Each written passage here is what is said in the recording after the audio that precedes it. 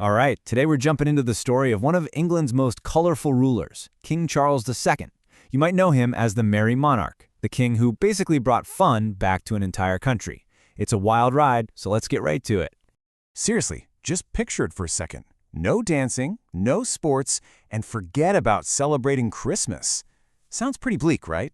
Well, that was actually life in England before 1660. After a civil war, the country was under a super strict government that made almost every form of fun illegal. Theaters were closed, festivals were banned, life was just gray. But, things were about to change in a big way. The people of England were getting really tired of all the gloomy rules, and they were more than ready to bring back a king. So, Charles II, who'd been living in exile in France, gets an invitation to come home and take the throne. And when he landed, the public went wild. There were huge cheering crowds, the streets of London were covered in flowers, you could just feel it. Everyone was desperate for a fresh start. This massive event has a pretty straightforward name, the Restoration. It's exactly what it sounds like. The monarchy was being restored to power after a few years of England trying out being a republic. It was basically a return to the old ways. Now, Charles was no fool. He was a pretty slick politician.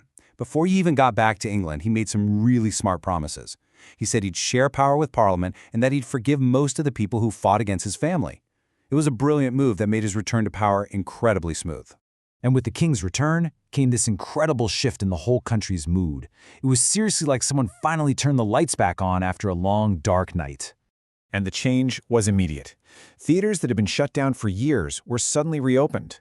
Public parties and festivals were back on the calendar. And fashion just exploded with color and expensive fabrics. A huge difference from the plain, dark stuff people were used to. And here's a huge one, and a really cool change.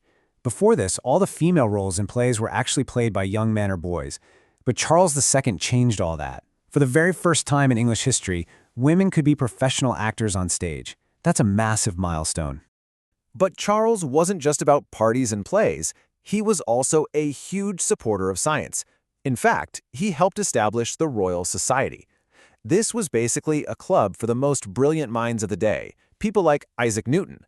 Their whole goal was to move past old superstitions and start understanding the world through actual experiments and evidence. It was a game changer. But Charles's time as king wasn't all fun and scientific breakthroughs. His reign was also hit by two of the absolute worst disasters in the history of London.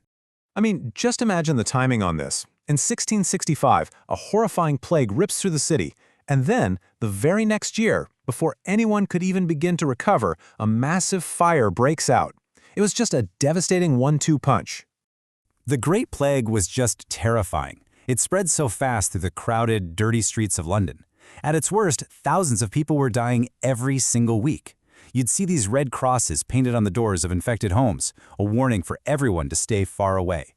And right after that, the fire. It started in a tiny bakery, but because most of the city was built with wood and all the buildings were crammed together, it just took off.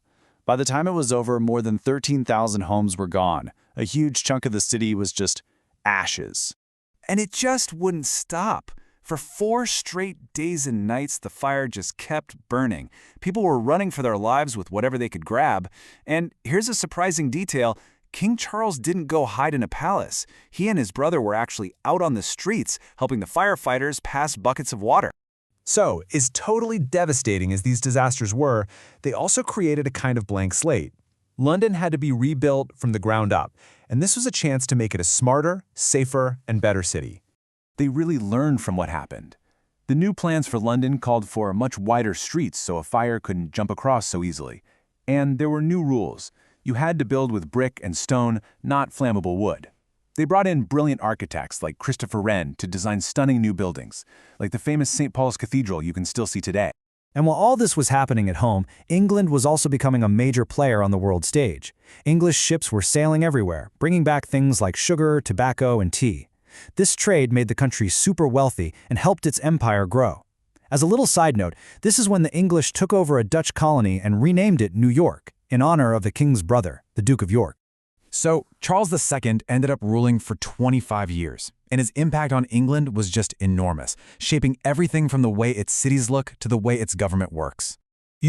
one of the most important things that happened during his reign was something that might sound a little boring, but it's huge: the beginning of political parties. For the first time, you started to see politicians organizing themselves into groups based on their ideas, kind of like modern political teams. The two main teams that emerged were called the Whigs and the Tories, and they were arguing about a really big issue. See, Charles II didn't have any legitimate children, so his brother James was next in line for the throne. The problem? James was a Catholic. The Whigs were terrified of a Catholic king and thought Parliament should have the power to stop him.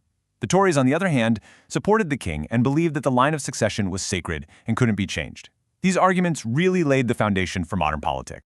So, when you look back, who was Charles II? Well, he was the merry monarch for sure, the guy who loved a good party and brought culture back to life. But he was also a champion of science. He was a leader who steered his country through two of its darkest moments. And he was a politician who helped work out the tricky balance of power between the crown and parliament that would define England for centuries to come. Charles II's story is pretty complicated, isn't it? He was a king of celebration, but also a king of crisis. It kind of leaves you with a big question to think about. What really makes a leader great? Is it someone who prevents disasters from ever happening? Or is it someone who knows how to lead their people through the ashes and help them rebuild? It's something worth considering. Thanks so much for joining me.